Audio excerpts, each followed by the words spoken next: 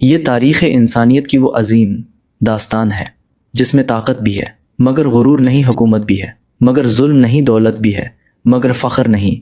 یہ قصہ ہے اللہ کے برگزیدہ نبی حضرت داؤد علیہ السلام کے فرزند حضرت سلیمان علیہ السلام کا، ایک ایسا نبی جسے اللہ نے علم، حکمت، نبوت اور ایسی بادشاہت عطا کی جو دنیا میں مثال بن گئی۔ قرآن مجید حضرت سلیمان علیہ السلام کو عبد صالح کہہ کر یاد کرتا ہے، یعنی اللہ کا نیک اور فرمان بردار بندہ حضرت سلیمان علیہ السلام بنی اسرائیل کے جلیل القدر نبی حضرت داؤد علیہ السلام کے بیٹے تھے۔ حضرت داؤد علیہ السلام نبی بھی تھے، بادشاہ بھی تھے، زبور کے حامل تھے، عدل و انصاف میں مشہور تھے۔ ایسے عظیم باپ کی آغوش میں حضرت سلیمان علیہ السلام کی پرورش ہوئی، یہی وجہ تھی کہ بچپن ہی سے ان کی طبیعت میں وقار، فہم اور سنجیدگی نمایاں تھی۔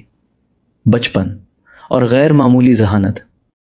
حضرت سلیمان علیہ السلام کا بچپن عام بچوں جیسا نہیں تھا۔ جہاں دوسرے بچے کھیل کود میں مشغول ہوتے، وہاں سلیمان علیہ السلام غور و فکر کرتے، سوال پوچھتے، فیصلوں کی تہہ تک جاتے۔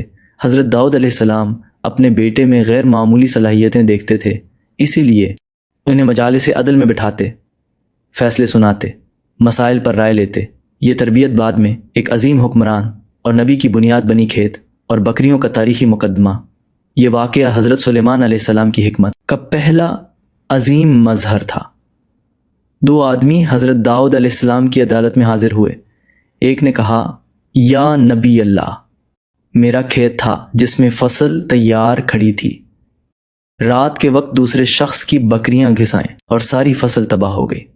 دوسرا شخص خاموش تھا۔ حضرت داؤد علیہ السلام نے فیصلہ فرمایا، بکریاں کھیت والے کو دے دی جائیں۔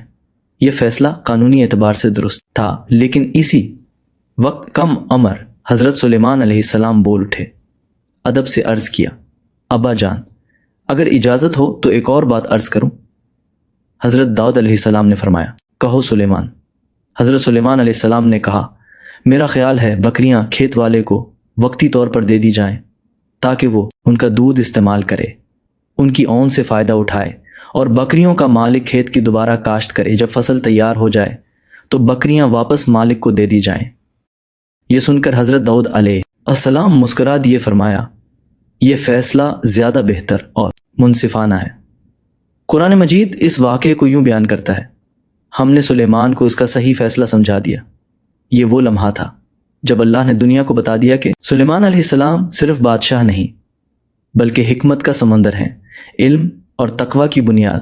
حضرت سلیمان علیہ السلام علم کو عبادت سمجھتے تھے، فیصلہ کرنے سے پہلے دعا کرتے تھے، ہر معاملے میں اللہ پر توکل رکھتے تھے۔ حضرت داؤد علیہ السلام اپنے بیٹے کو نصیحت فرمایا کرتے، بیٹا، حکومت تلوار سے نہیں عدل سے چلتی ہے۔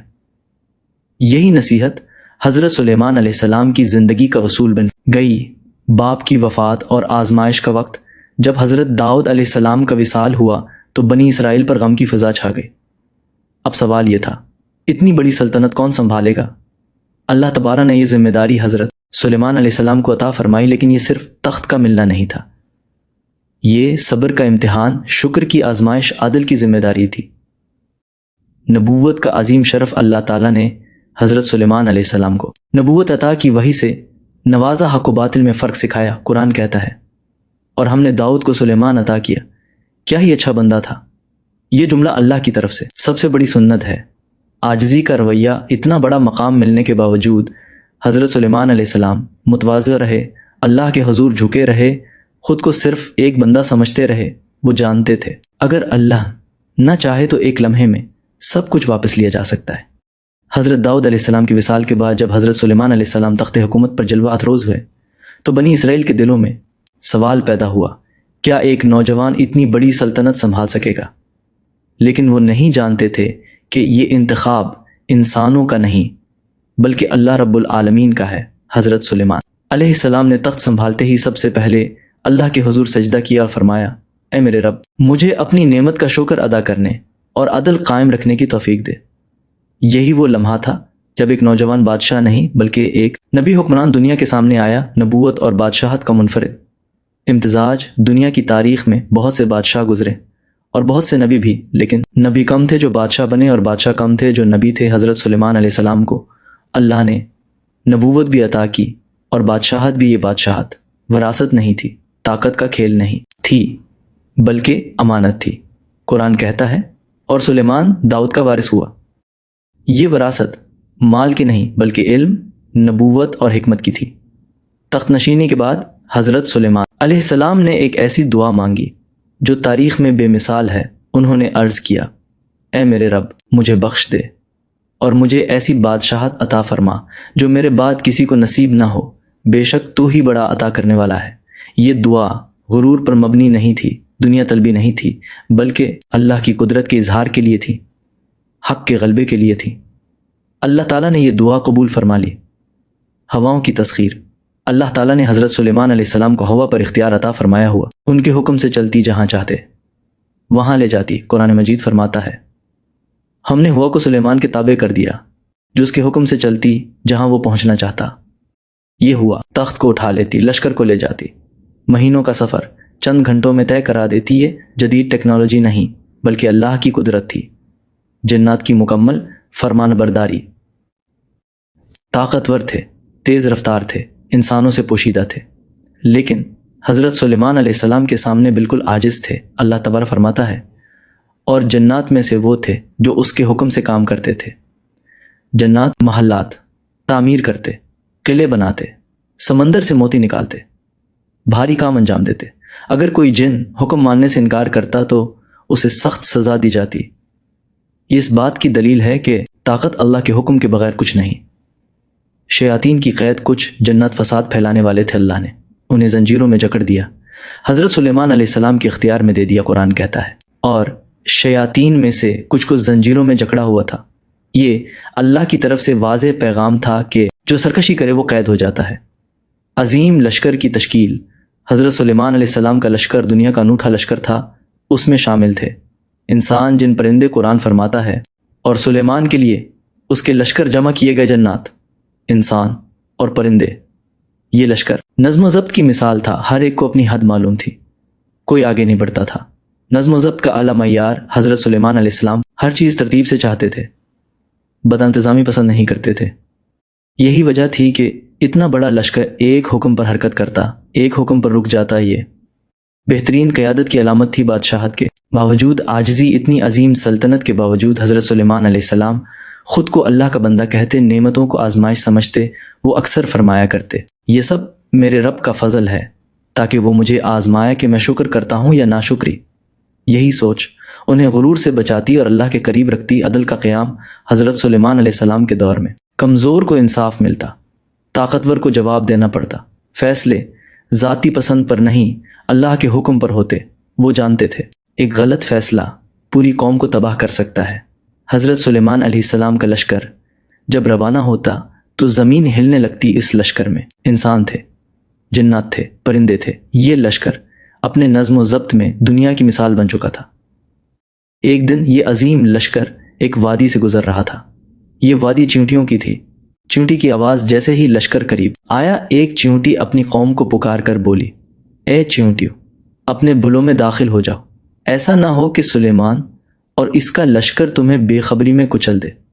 یہ ایک معمولی آواز تھی جو عام انسان نہیں سن سکتا تھا، لیکن حضرت سلیمان علیہ السلام نے یہ بات سن لی۔ نبی کی مسکراہٹ اور شکر یہ سن کر حضرت سلیمان علیہ السلام مسکرا دیے خوش ہو گئے اور فوراً اللہ کی طرف متوجہ ہوئے۔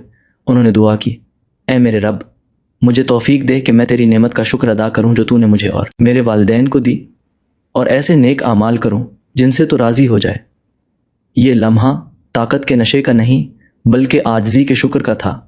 چیونٹی کے واقعے کا پیغام یہ واقعہ ہمیں سکھاتا ہے، اللہ کی مخلوق کا ہر فرد قابل احترام ہے۔ طاقتور کو کمزور کی آواز سننی چاہیے۔ عظمت کا مطلب غرور نہیں۔ ایک نبی ایک چیونٹی کی بات سن کر رک جاتا ہے، یہی اصل قیادت ہے۔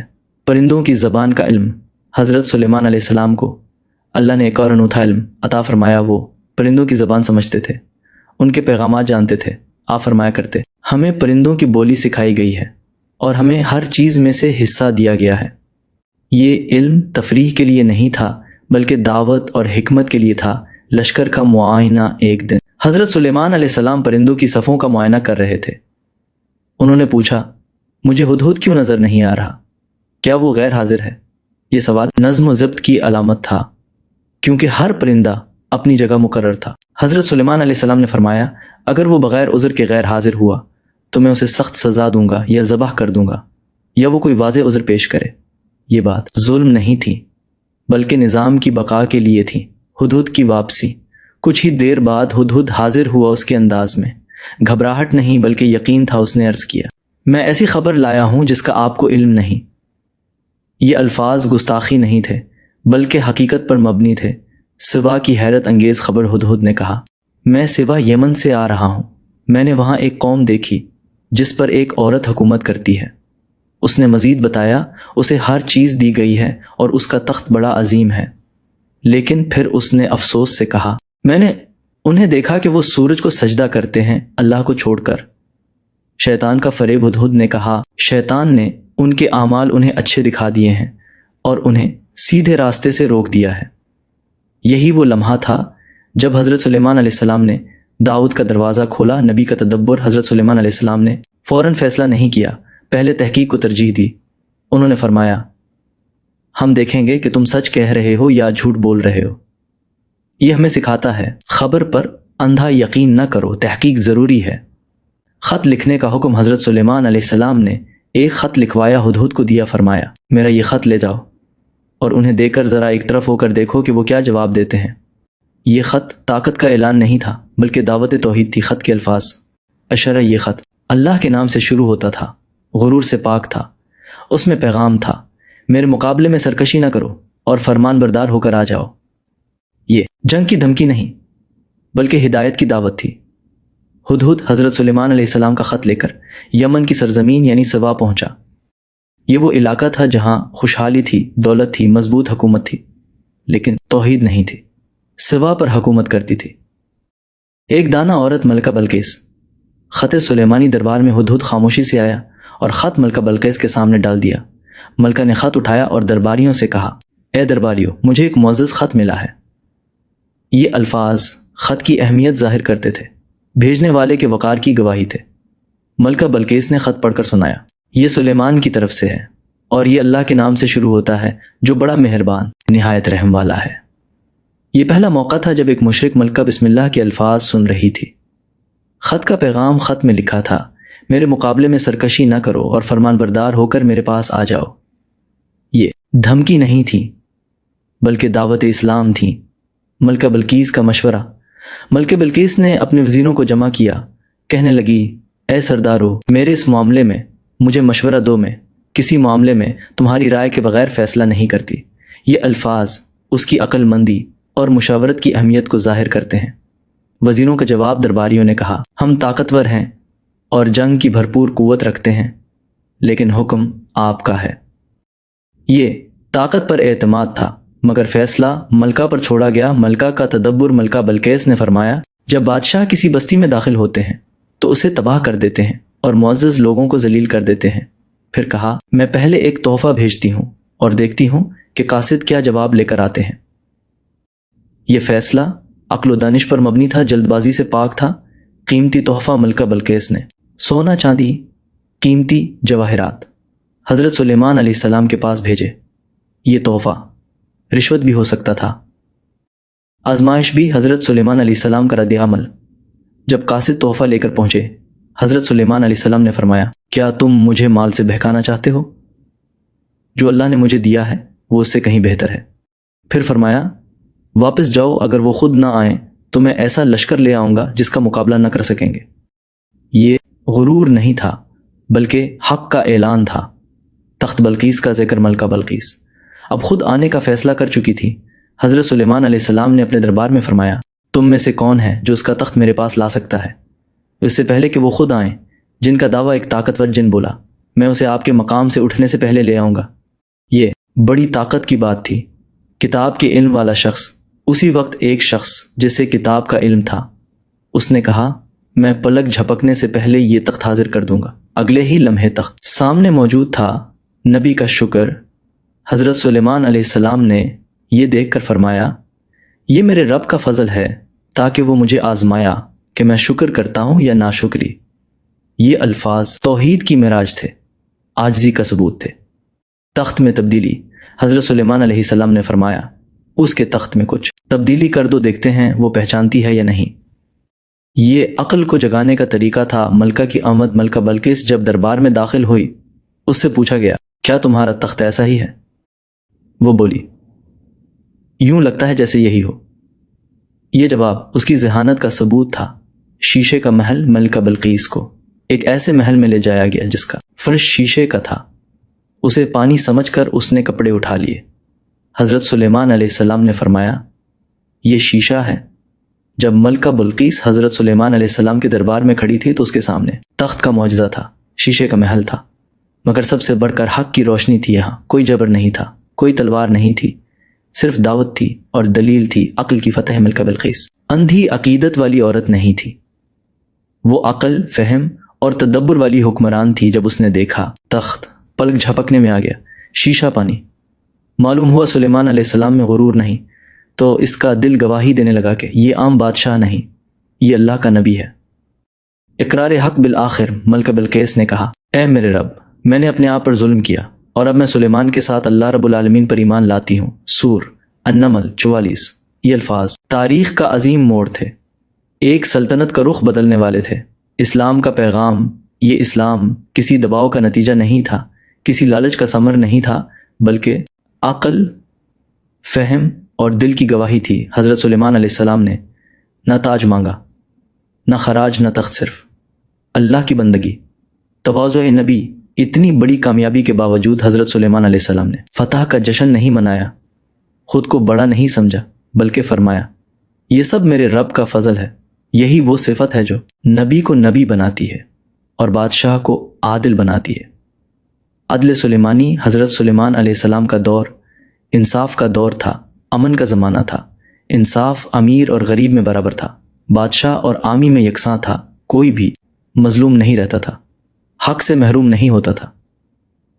جانوروں اور انسانوں کا انصاف، حضرت سلیمان علیہ السلام صرف انسانوں کا نہیں بلکہ جانوروں کا بھی انصاف کرتے تھے۔ وہ جانتے تھے یہ سب اللہ کی مخلوق ہیں۔ یہی وجہ تھی کہ چیونٹی کی آواز بھی سننی، پرندوں کی بات بھی سمجھی۔ نعمتیں آزمائش ہیں، حضرت سلیمان علیہ السلام جانتے تھے سلطنت نعمت ہے، مگر امتحان بھی اسی لیے۔ ہر دن شکر کرتے، ہر رات دعا کرتے، وہ اکثر کہتے اے اللہ مجھے اپنی نعمتوں میں گم نہ کر دینا۔ شکر کا مقام قرآن ہمیں بتاتا ہے، جو شکر کرتا ہے وہ اپنے ہی فائدے کے لیے کرتا ہے۔ حضرت سلیمان علیہ السلام شکر گزار بندے تھے اور شکر گزار حکمران۔ یہی وجہ تھی کہ نعمتیں بڑھتی گئیں، دل نرم رہا۔ دنیاوی طاقت اور آخرت، حضرت سلیمان علیہ السلام دنیا کی طاقت رکھتے تھے مگر دل آخرت میں تھا۔ ان کا مقصد حکومت نہیں بلکہ ہدایت تھا۔ یہی وجہ ہے ان کا نام آج بھی عزت سے لیا جاتا ہے۔ قوموں کے لیے پیغام حضرت سلیمان علیہ السلام کا دور ثابت کرتا ہے کہ اسلام عقل کا دشمن نہیں بلکہ عقل کا رہنما ہے۔ یہ دین طاقت سے نہیں بلکہ دلیل سے پھیلتا ہے۔